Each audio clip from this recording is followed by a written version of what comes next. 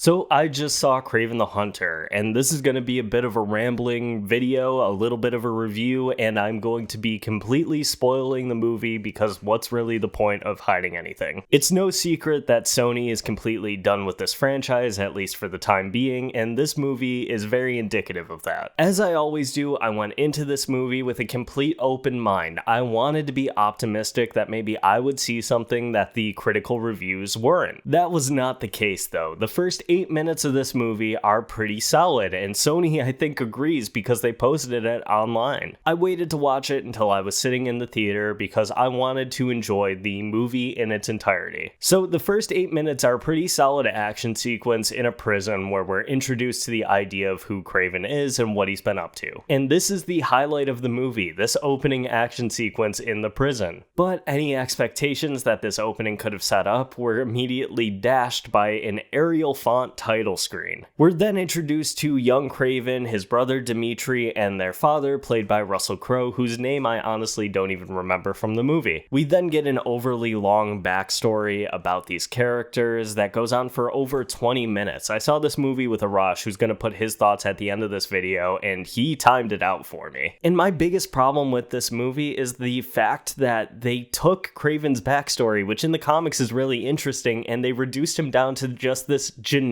American. But also, and I said this to Arash after the fact, it seemed a little too familiar to a recent Marvel movie. Kraven's father is the head of an evil organization, and both of his sons are reluctant to follow in their father's footsteps, but a series of events that are kicked off by the death of Kraven's mother leads to Kraven running away from home and feeling guilty about leaving his sibling behind. Does this sound familiar yet? Because this is kind of the plot of Shang-Chi, but it's done in a far less interesting way. The story is generic, the screenplay is bad, and the acting is just awful. One thing I could say about this movie is it made Paul Giamatti the best on-screen interpretation of a live-action Rhino. I'm unfamiliar with the actor who played Alexei Satsevich in this movie, but he is just hamming it up even more than Giamatti in The Amazing Spider-Man 2. And there's a line in the movie where he's talking about how he got his powers, something they don't even show us. They just kind of allude to it, and they name drop a pretty prominent Spider-Man character, but he says that the abilities that the doctor gave him have made his skin very tough and he's invincible now like a rhino. He's known as the Rhino because he's invincible, which is a quality rhinos don't have. They're actually going very extinct, and apparently he's not called the Rhino because he looks like a rhinoceros. But that's the level of dialogue we have to work with here. It never gets to the point of being extremely laughable like in Morbius or Madame Web. It's just really frustrating because as we get to the action sequences, it feels like there's potential here, but somewhere in the edit, they just didn't put any effort into it. All of the editing for the action sequences is extremely choppy. It's cut almost as if it's a trailer. There will be a sequence where a couple of enemies will be walking towards Kraven, he attacks them, and then we cut to him on top of a tree and dropping down on another set of enemies minutes later. It's like they had a cool idea for an action sequence, but they weren't able to film it all. We also have the shoehorning in of as many Spider-Man characters as possible into this movie. As mentioned, we have Kraven, the Rhino, but we also have the Chameleon, Kraven's brother, Calypso, and a character I wasn't even that familiar with known as the Foreigner. And they don't use these characters or their identities in interesting ways. We have the Chameleon, who is doing impressions of other characters throughout the entire movie. And there's a really weird needle drop when we're reintroduced to this character in the present. He's singing popular songs, but he's supposed to sound just like the recording artist, so it's very clear that he's just lip-syncing the already recorded songs, which is a fun idea, but they just don't really do anything with this. And at last, we have the one element of this movie that I thought was really interesting and could have set it apart from all of these other mid-tier Marvel knockoff movies. The gore, the R rating that it has, and it never really comes into play. There are a couple brutal scenes, but it never goes beyond somebody getting like slashed across the neck or having their head caught in a bear trap before immediately cutting away. It feels almost toothless. But how does it fare with the other Sony Spider-Man movies that have released this year? We had Madame Web at the beginning of the year, which many people were calling probably the worst movie to release in 2024, but it's since been surpassed by Borderlands, in my opinion. Then we had Venom: The Last Dance, a movie that some people really connected with, but I didn't really find anything that redeeming in it. In my opinion, it's the worst worst of all of the Venom movies. I really thought Kraven the Hunter could have been something, but I think it might be the worst movie in this franchise for that reason. Madame Web is bad, but it's a funny kind of bad. You can watch it, have a couple of drinks, and enjoy the movie. Kraven the Hunter is just boring, and as Arash will tell you, he fell asleep during the movie. There's really just nothing that interesting that happens throughout it. You don't care about the characters, you don't care about the action, you're just waiting for the movie to end. Those are just my thoughts though. I'm gonna kick it over to Arash so you can have another perspective on what we thought of Kraven the Hunter. Thanks, Zach. So, yeah, we saw Kraven, but I'm going to be talking about some of the things in the movie that bugged me. And also, to top it off, I gave that movie about 2 out of 5. It's really entertaining in some parts, particularly only really the prison escape part. The entire other movie, just like, to start it off, the first 8 minutes that you saw Sony release on YouTube was the most entertaining part of the movie. Other than that, immediately after, Kraven takes off his shirt in the frozen tundra for some reason on the plane, and then they do a flashback sequence. And this flashback sequence for the movie lasts about 20 fucking minutes. 20 minutes of just him and his brother being like in upstate New York that doesn't look like upstate New York, and trust me, I know what upstate New York looks like. That's not upstate New York. And then they're like they're dealing with their dad, Russell Crowe, who, by the way, is recycling his accent from Thor: Love and Thunder as Zeus. You can hear it very clearly. I don't know if Russell Crowe just did not care enough to determine a new accent, or his Zeus was doing a Russian accent from the start. So then we move on to the rest of the movie. After the 20 minutes of flashback sequence, we discover that he gets his powers through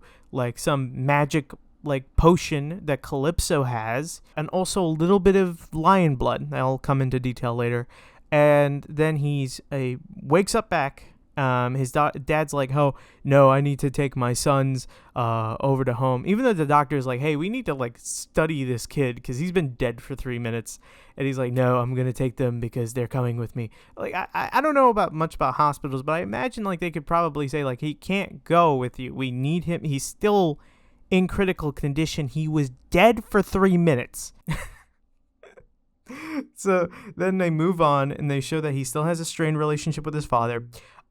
He still is dealing with like the criminals as he sees fits. And Sony does that thing with all the villains. They don't let them be villains. Venom, they never let him be a villain. He's like a quirky dude who's like an anti-hero who technically takes out only bad guys. They never let Morbius be a villain. They never let Kraven be a villain, even though he is very famously a Spider-Man villain. They make sure that he kills poachers and gangsters, but that's not Kraven's character at all, but they're just making him out to be some kind of anti-hero. Yeah, Sony just really does not like letting the villains be villains. If they kept it going, they probably would have turned Green Goblin into a hero at that point.